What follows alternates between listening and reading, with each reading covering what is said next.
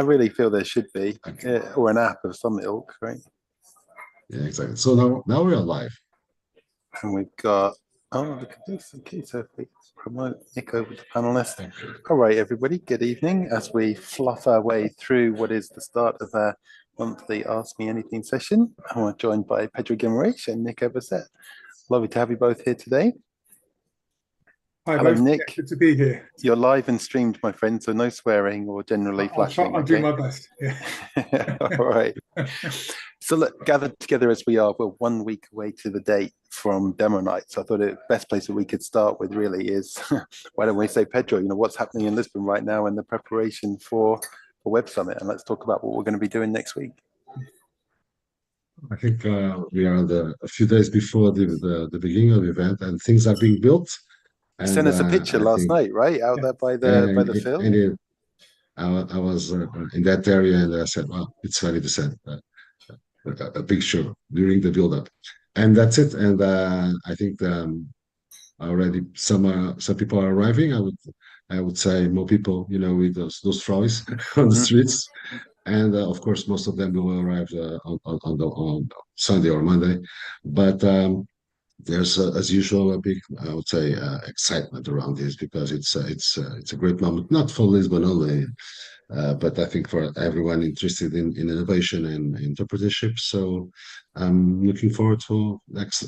Just speaking regarding the Web Summit event itself, super excited. Let's see what happens. Even though with those recent, I would say, problems that the organization had with the former CEO. I think, honestly, personally, I think that the event itself it's so important, it's so relevant that despite we all lack the presence of some great corporations that always add value.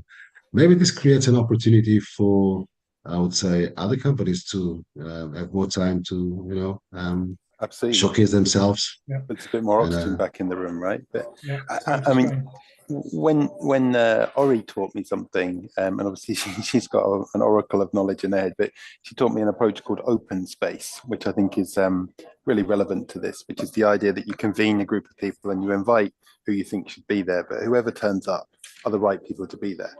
And the session lasts as long as it lasts, and when it's finished, then that was the right time for it to finish. And this kind of whole mentality, I know it sounds a bit zen or whatever, but when you're doing collaboration and innovation, the idea that you can actually have a framework like that is really quite empowering. And I feel the same way about Web Summit. Just to your point, whoever turns up are the right people to be there. When they're there, they're going to be engaged and they're going to do things, and maybe they do things differently, and maybe different is good. And that's just a change in audience for a moment, right? That's all cool. But if you've never done the open space thing, I'd never done it before last year, and Ori kind of taught it to me when we were traveling back from Web Summit, actually, and it's been a real mind-blowing kind of inclusion into my toolkit. How are you feeling about going back to Lisbon, Nick? I'm super excited, actually. That's your excited face? Seriously? Honestly, it doesn't get better than this. This is good to get. Poor Mrs. Nick. Poor Mrs. Nick. Get used to it, man. What are you looking forward to? I think I'm just looking forward to. Well, I mean, obviously, the main thing I'm looking forward to is seeing all my Canopy friends coming back to Lisbon and seeing those, and and also there's just going to be some great. I mean, I'm looking forward to Web Summit generally, but I'm also looking forward most to the Canopy events that we're doing.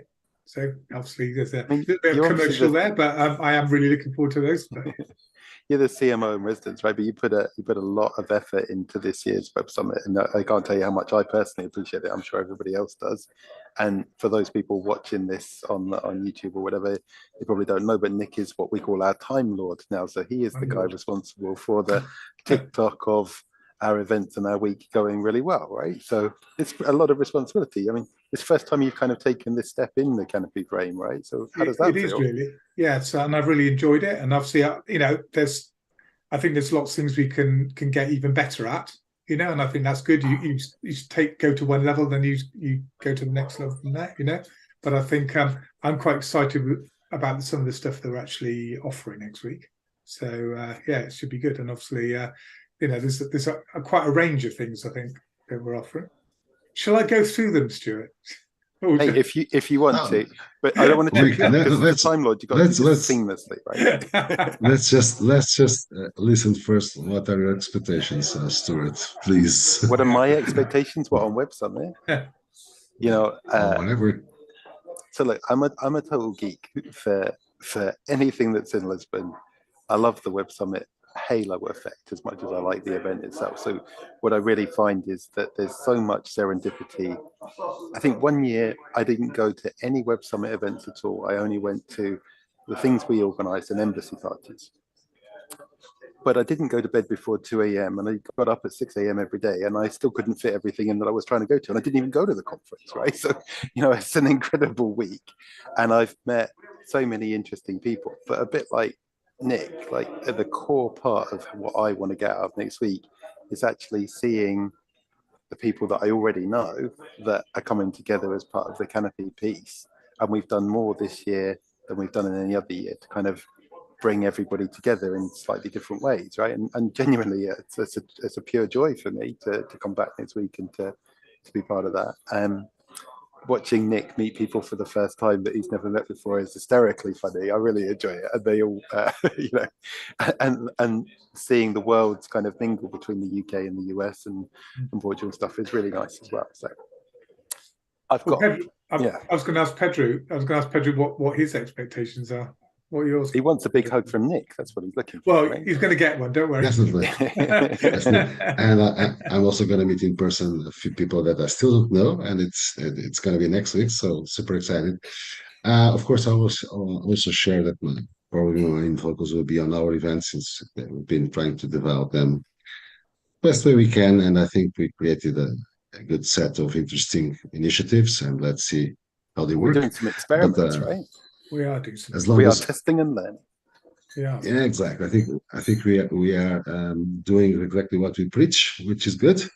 Regarding Web Summit itself, I kind of agree with Stuart. It's if you want to see the big announcements, whatever, you can see it later on YouTube. Just go online and check the news. And I never attended Web Summit to attend those specific talks.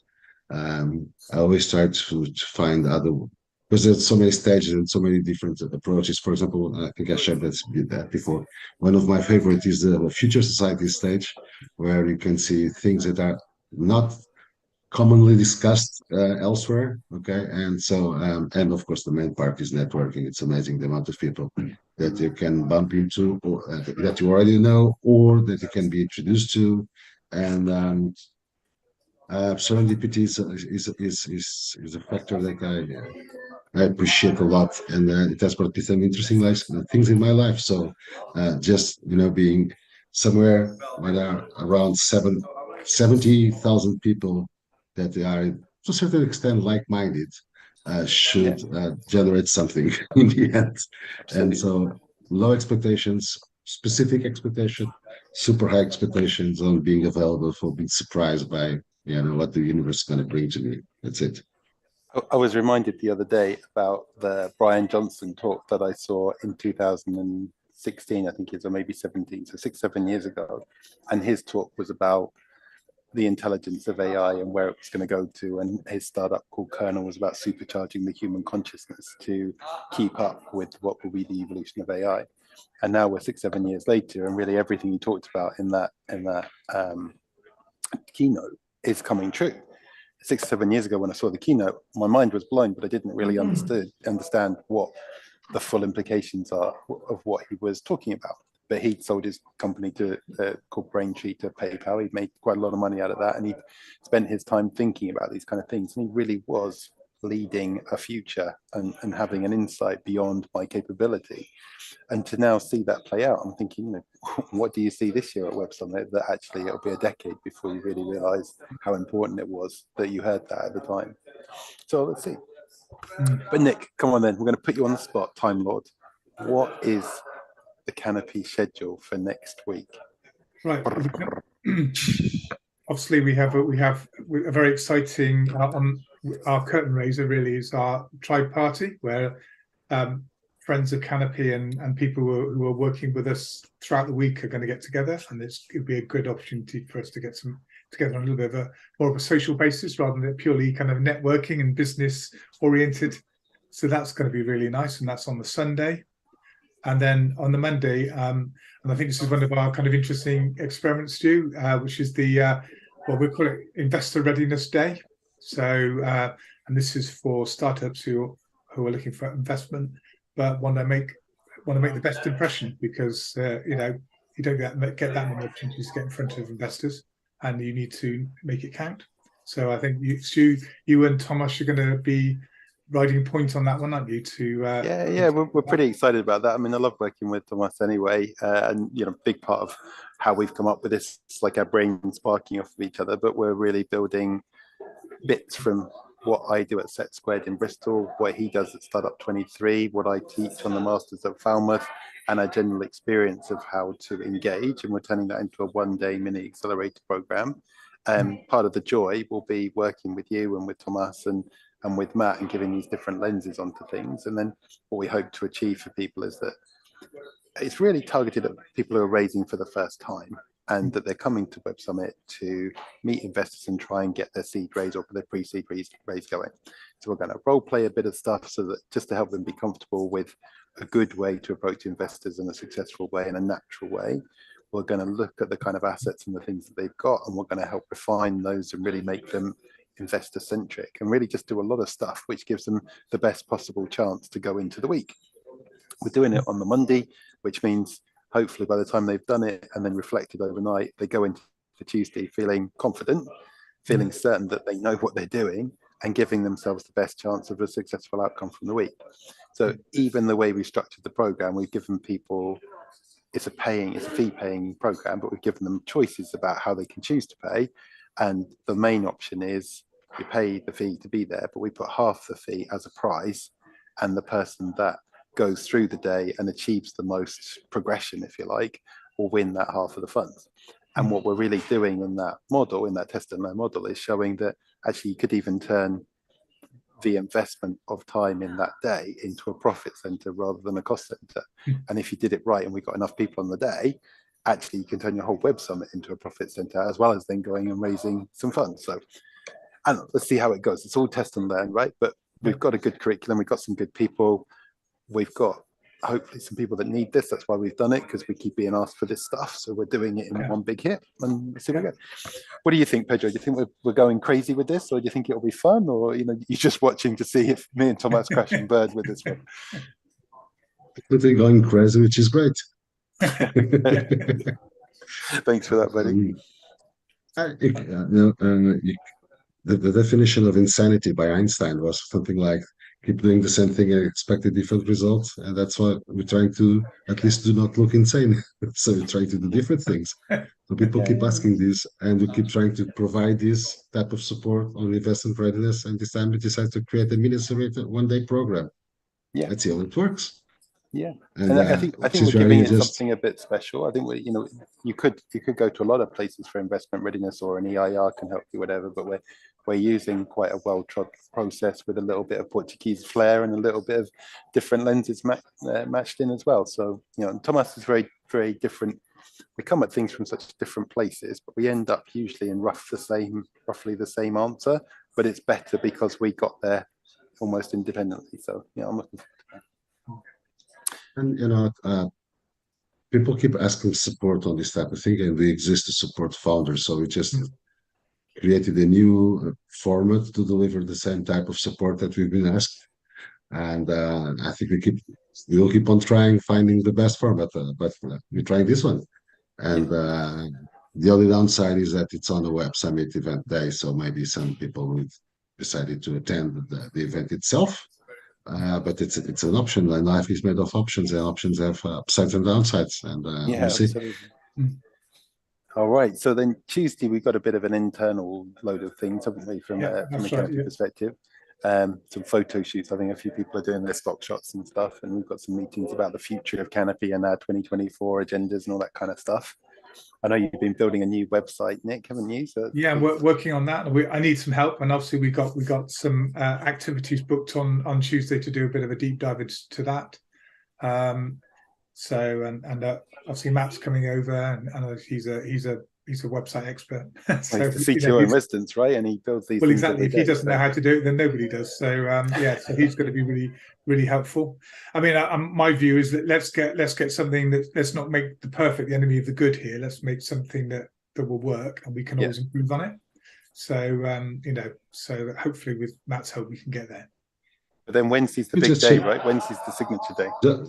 Just before going Wednesday, we just chip in on an idea, which is, I think it's super interesting that we created this Tuesday day as the internal day, so the time to think, the time to look at, to assess what we've done, define what we're going to do in the near future, and not such a near future. And too many times entrepreneurs don't have enough time to stop and think.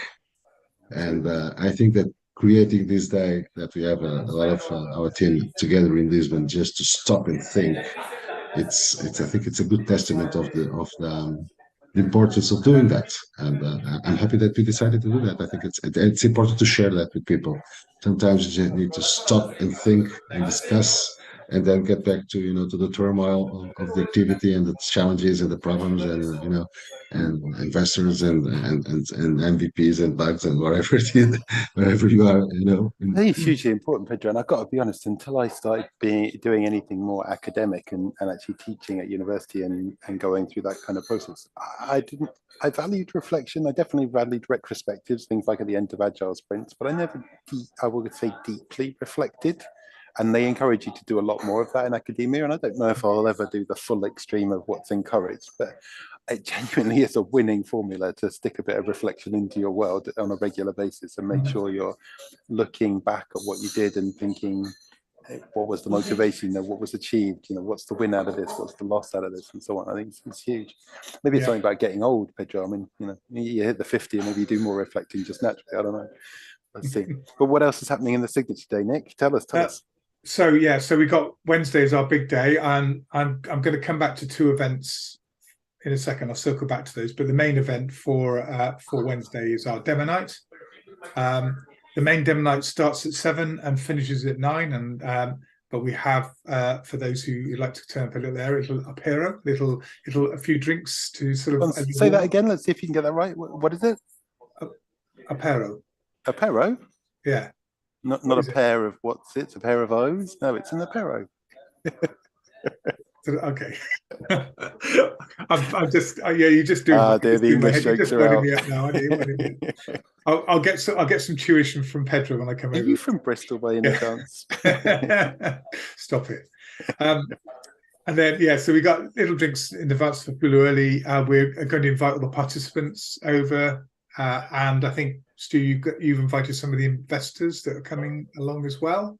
Is that right? Yeah. So we've obviously got a couple of investors doing reverse pitches. Really wonderful to have Mohammed and Rui with us, and so we've invited them into the apero, and as well as the people that are speaking, and that's all about us, partly being ready ahead of time, but also enjoying the evening, giving ourselves a chance to be present. And anybody who's registered for an investor ticket's invited along early as well to meet the startups and to be part of that dynamic when it's not quite so much crazy going on at the same time as we get a bit later in the evening. Yeah, so you got that little advanced pre-event drinks, and then it starts at 7. We have I think it's 6 demos, is it, at the moment? I think we've scheduled. We've got 4 demos and 2 reverse pitches. Okay, there we are. 4 demos, 2 reverse pitches, six presentations, and that finishes roughly an hour later, doesn't it? Just after 8, yeah. Just after 8, and then there's food and pizza, because obviously we can't have all our guests fainting and with lack of food and drinks, so that's going to happen for about 3/4 of an hour after that. At the idea spaces where we're having it, and then at 1:45 we all those of us who want Edward, go ahead. Give me just once again just to have something as I did before in the previous events, is once again we're trying to do something different. So we've done reverse pitches and we've done pure demos on demo nights with pure demos, and this time we are mixing them. So we are mixing reverse pitches with demos. I don't remember doing that before, and probably should just share some thoughts or why are we doing this way. And it's not just for trials, because as I think now it's clear, we decide to try new things. But I think, well, sort of, why are we doing this this So way? I guess the trigger for this was actually set in February, when Elizabeth from 1,000 Black Voices invited me along to a conference called Culture Shifting, and that was a very different kind of conference. What that was about, putting LPs and investors in the room, and then also introducing startups into the environment. But they curated the entire event in a very specific way, and they were really conscious and mindful about saying to people, we've put you in the room today because we want deals to happen, and you're an LP and you're an investor, and so there's a deal to be done there, and you're an investor and you're a startup and there's a deal to be done there, but we're also all part of an ecosystem. We're all going to learn from each other in this ecosystem. And that sort of set a bit of a trigger for me that we do, as you say, one thing or the other, and we hadn't brought the two worlds together in quite a conscious way. So I thought for our signature event during our signature week that we would give it a bit of a culture shift bias and see what happened. So that's where it all started from. And thanks to Elizabeth for that invitation, because I genuinely changed my worldview on about 3 or 4 different points, as well as some of the more tactical things about how we run things in that event. And if you ever get a chance to go to one of the culture shifting events, I would wholeheartedly embrace it. I went because she invited me, but I had no idea what to expect. And maybe that's the best thing to do with events, not really know why you're going there other than somebody thought it was a good idea, because everything was so significant for me that they did. It was really nice. But yeah, that's the reason. And thank you, Stuart. If you don't mind, Nick, just another question like this one. This is the first time also that we're doing another thing different, which is all demos will be done by founders from specific groups that we was selected, and that's the reality that not definitely related, because we acknowledge that our deepest, strongest. I think probably this is a different way. Diversity is a strength within Canopy. And I think that the way we selected the companies to demo and why we selected them and where they're coming from, it's another testament of our diversity. What do you think? And explain, by the way. Is that one to Nick or to me? Well, I mean, yeah, go ahead, mate. No, I was going to just say, actually, funnily enough, I was going to kind of say something similar before Pedro got in there, because I think, I think it has been something that we've consciously wanted to do. It's not just something that, we recognize the importance of it within our own community, and we wanted to actually make sure that kind of is shown, that everyone gets the benefit from Canopy support, not just one group or sector.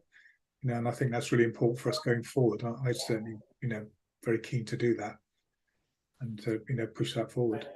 I mean, the whole point behind Demo Night is that it's a demo, not a pitch. It's show what you're working on and get critical friends to chip in with their thoughts, reflections, and ideas. And the power of the night is the feedback, and the power of the feedback is the diversity of the audience. So, Canopy has a system for trying to generate that. We have 14 points in our kind of community compass, and trying to engage in those different groups and those different places to bring them together for Demo Night to deliver the power to the startups and the founders of it.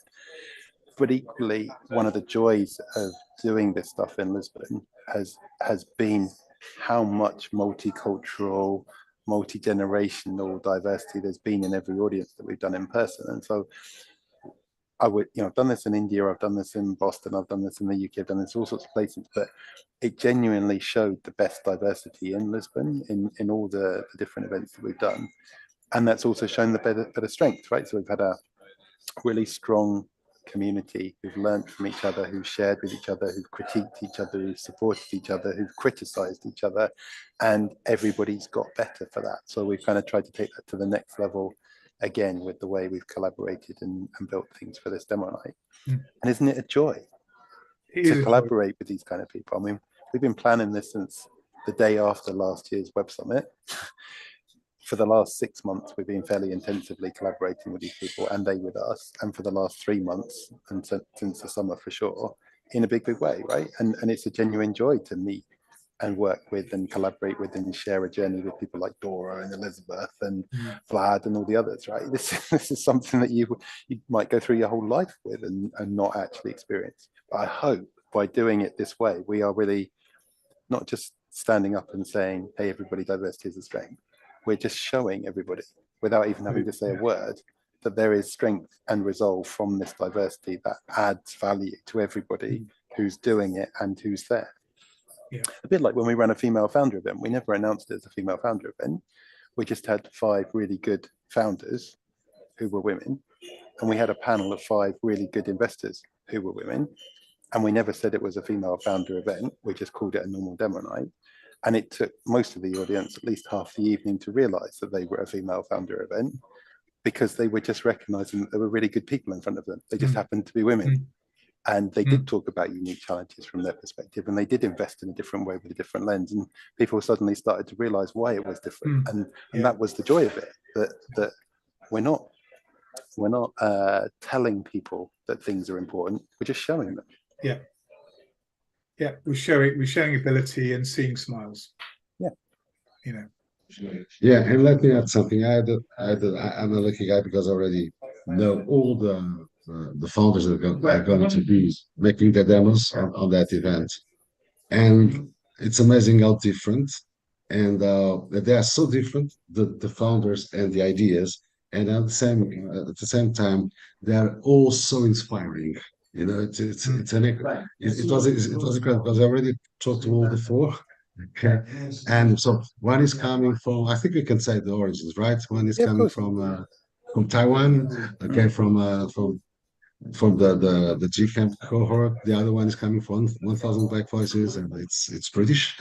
And the other one is coming from Algarve Evolution. It's a Portuguese guy born with a different upbringing, family wise, and the last one is coming from ecology. So with a different approach, also with a different set of and it's amazing because there's like a core of things that are so that you can so easily identify, and then there's so many different things that are not just because of the industry of the culture, but I think when you have the chance, as I did, and you're gonna have next Wednesday to see them all, you're gonna see this all makes sense and this all adds value once you join them. Hugely. And yeah, it's a real treat to, we've worked with all of these guys in certain ways across the year, and with the programs, these are all people that we collaborate with regularly. I teach on the cohorts for connectology around pitch training and this kind of stuff. We've all contributed to 1000 Black Voices with our mentoring and our support and in attending events and stuff. What else we got with the G Camp stuff? This is the 2nd year collaborating with Dora and the people from G Camp, and wonderful to have them be so active in this particular one. And it just, I guess the weird thing to say is, some people would say I'm running an event as hard work, and it is, right? We've done a lot of work to get to this point, but it is genuinely a joy for me, and I think for most people who've been doing this, whether they've been paid volunteers, collaborating within the team, whatever, it's just a lot of fun to hang out with these people and talk about these things we do. A bit of a privilege, really, isn't it? To get these opportunities. It certainly is. And just think, we've got a Bulgarian, a British guy, somebody from Taiwan, what else is that? And somebody from Portugal. Is a Portuguese whose parents are from Moldova. Yeah, on a stage, talking about their startups, next to a guy who used to run the Amman Sovereign Tech Fund, and the president of Core Angels, which is a Portuguese angel group, but has chapters all over the world. And he's recently done a PhD thesis on how business angels make the decision. Where in the world would you ever put that audience together? What would that group of delegates, or those people, where would they convene and learn from each other and share? That's a truly unique moment for all of them, as well as for all of us. Very much so.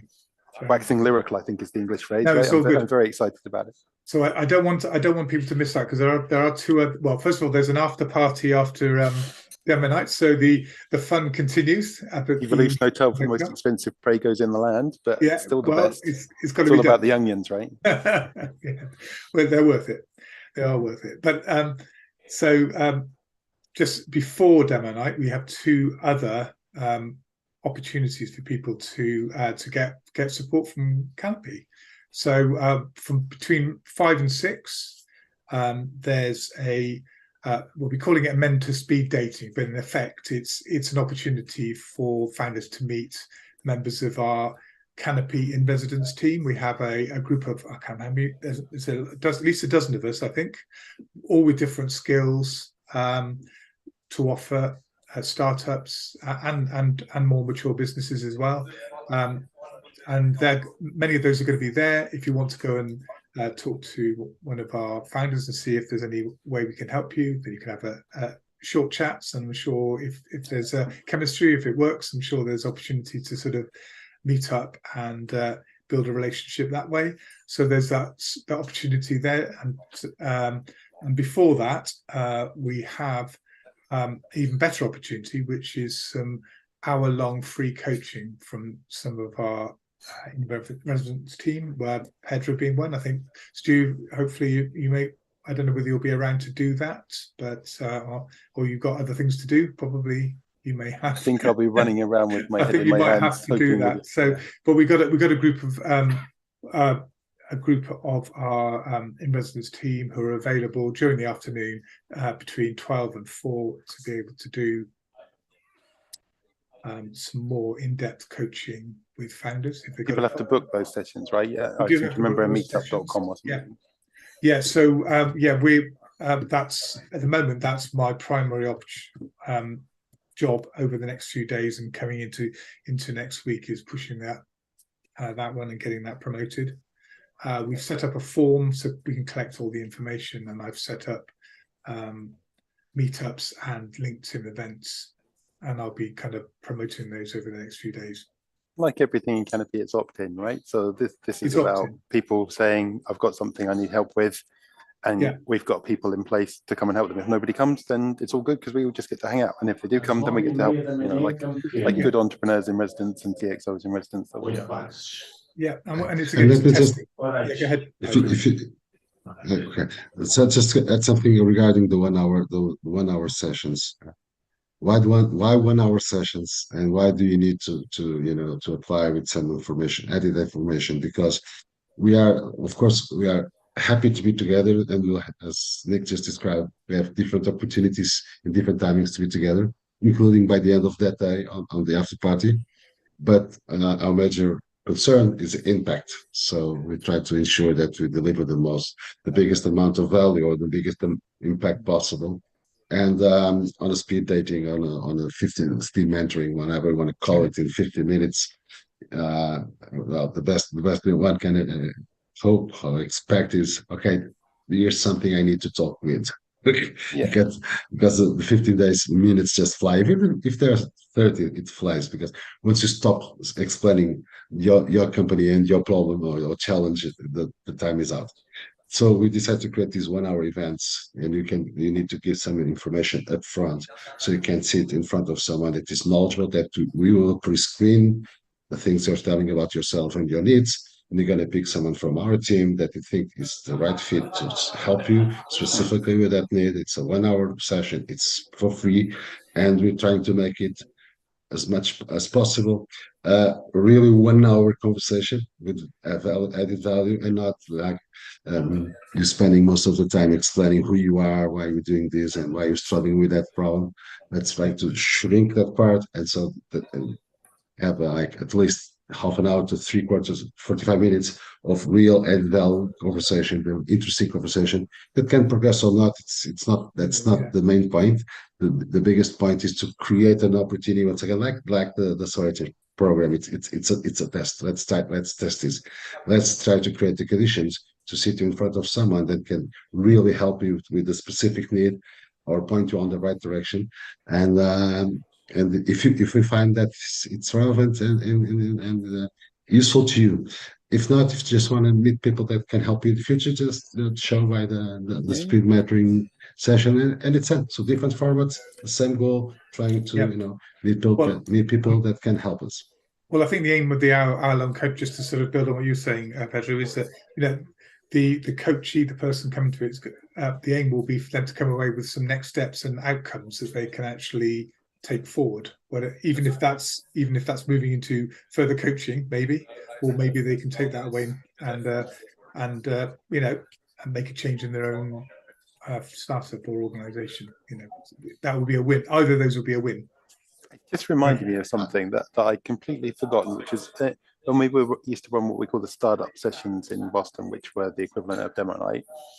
Matt used to do a thing with a board at the beginning, and basically it was a big notice board, and you could pin onto the board, I need something, or I've got something in effect to share. And then when people were at the event, they could just go up to the board and say, well, this person needs something. And it'd just be paper that they'd write on and put the number or whatever. And then they connect with them during the event. And it was a way of the community finding its own solutions within the environment of serendipity that we created, right? There's a lot of words there, but basically a way for everybody to help each other. And I don't know why we don't do that anymore. I mean, just you talking about that, Pedro, just reminded me. So I don't know what to do with that. Maybe there's something we can do on the night, or maybe something we can do virtually ahead of time to try and cross-pollinate, because everybody's got something to give, right? And everybody's got something they need a hand with.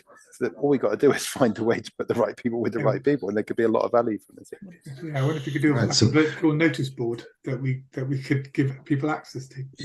You know what? We can discuss this offline, of course, but I think it just creates an opportunity to test a new format for these AMA sessions. So you can bring in people and using Mural or that something like that, and you can do that. But let's discuss it offline. What we're trying to do with these 1 hour sessions pre-screening is pretty much the same, without that, but not make it up front, so people just say what they need and give some information on tap, and then we manually or pair the things and make it work. But I think we should try what you just described. I think I like that idea. we're going to try it. You just need to discuss the details, but I love that idea. I just pin on the board and I just collect the number 3 is mine, and let's chat. I love that. So let's discuss it offline. I'd love to say it was my idea. It was definitely Matt's or Kelly's from Boston, but yeah, it's good. It's like, yeah, okay. So I guess to finish out our AMA today, maybe we should say one piece of advice that we want to give anybody who's watching this about how to make the most of next week in Web Summit. Obviously, there's a big conference as our stuff. There's 146 different side events going on according to the latest listing during the 5 days of next week. So there's an awful lot of noise and opportunity and places you could be. So what are the best tips that you've got, Pedro? One best tip from you, one best tip from Nick, and one from me on how people can make the most of the opportunities next week. Try to research up front, where do you want to be, to try to bump into people that you actually should meet. Interesting. Yeah, good tip. What about you, Nick? What's your top tip? I guess my top tip is just it's actually a logistical one. It can take a long time, and it can take to get from one end of Lisbon to another to events, and it's just kind of just planning your time well to make sure you get the best out of these things. I mean, Pedro was saying about finding the right people. Sometimes it's good to think about where they are within, because we've had situations where people have had to get all the way from Altera Stadia all the way across the other side of Lisbon to try and get to an event in the evening. And, it can be a nightmare. And just planning ahead and thinking about that. It's a great city when you're a tourist, but if you're trying to do something in 20 minutes, it doesn't work out very well most of the time, right? So that's a good tip.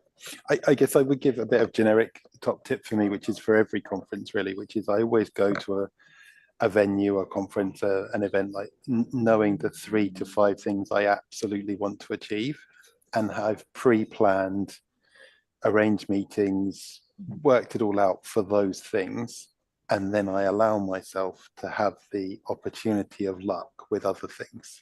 What I don't do, because I learned through a process of just mistakes and errors, is allow myself just to flow through the whole conference and wonder what value I got. I go with the idea if there are 3 to 5 things I really want to achieve that are on my mission, they're valuable to me, they're part of what I'm trying to do, and I'm pre-planning that.